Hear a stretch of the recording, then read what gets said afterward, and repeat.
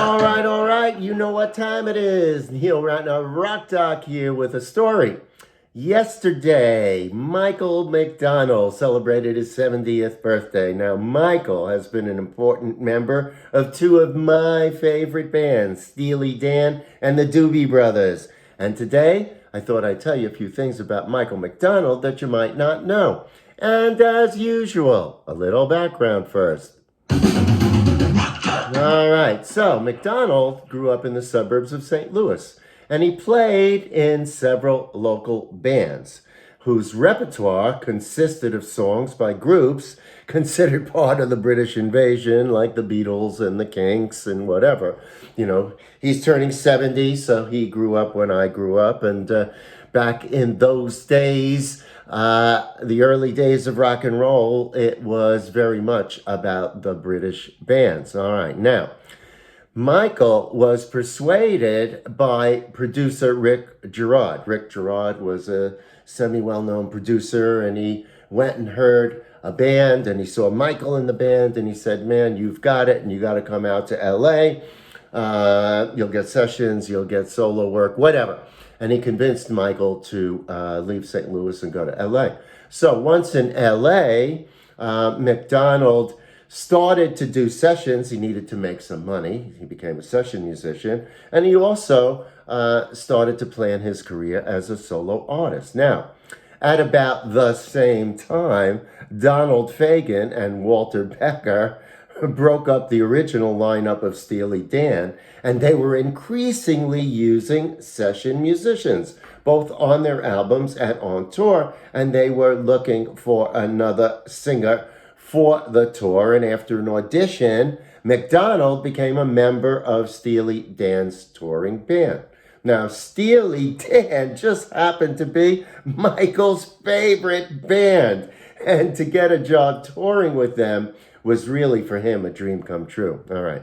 Now, when the band went back into the studio to do their next album, which was Katie Lied, McDonald got the call to work on a few tunes. And although Steely Dan didn't tour again, Michael developed a long-term working relationship with Fagen and Becker, and you can hear him on multiple Steely Dan albums. All right. Now, Jeff Skunk Baxter was also in Steely Dan. And while they didn't tour, Baxter was frequently working with the Doobie Brothers.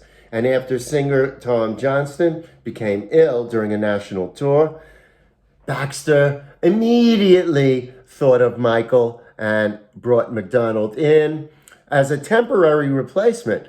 But it worked out so well. He blended so well with the rest of the band that he was asked to join the band as a full-time member. Now, McDonald's initial run with the Doobies produced some of their most successful songs, including Minute by Minute, Taking It to the Streets, and What a Fool Believes, which became a #1 single in the U.S. and earned Michael McDonald a Grammy with co-writer Kenny Loggins. And that was a Grammy for the Song of the Year in 1980. Now, after the Doobies' first farewell tour, McDonald released his first solo album, If That's What It Takes, and the album featured the hit single, I Keep Forgetting.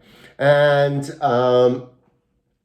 he also had another hit on that record with I Gotta Try, which was also co-written with Kenny Loggins, who also recorded it that same year for his fourth album, High Adventure. All right, now, Michael continued to collaborate with other artists, and he co-wrote Van Halen's top 20 hit, I'll Wait, from their biggest selling album, 1984. And in 1985, he released his second studio album, No Looking Back, which was his first time co-producing an album. And he also wrote or co-wrote all the tracks.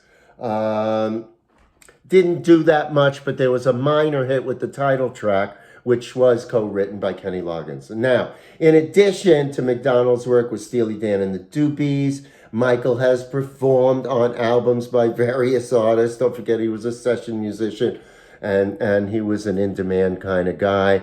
And he worked with Christopher Cross and Stephen Bishop, Jack Jones, Bonnie Raitt, Toto, and of course, Kenny Loggins.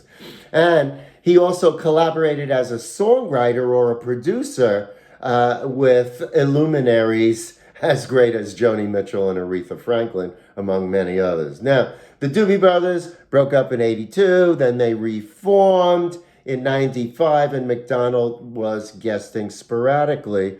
And it couldn't be more appropriate that the Doobie Brothers with Michael McDonald entered the Rock and Roll Hall of Fame last year. Michael, as you can imagine, was super happy, and what he said, it's always been an honor for me to work with the guys over the years. It's been a huge chapter of my life. Just on a personal level, getting this award with these individuals meant a lot. All right, Michael McDonald. Now, the Doobie Brothers with Michael McDonald will be back on the road in May. They're continuing their 50th anniversary tour, and they're doing that. They're starting with a residency in Vegas in May. You can go to their website and see what that's all about.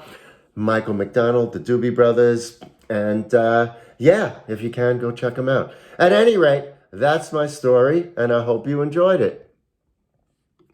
Happy belated birthday, Michael McDonald. All right, I'll have more stories as time goes on. You know where to find me around the internet. Weekends, iHeartRadio, Radio Woodstock, 3 o'clock, this day in rock, this week in rock.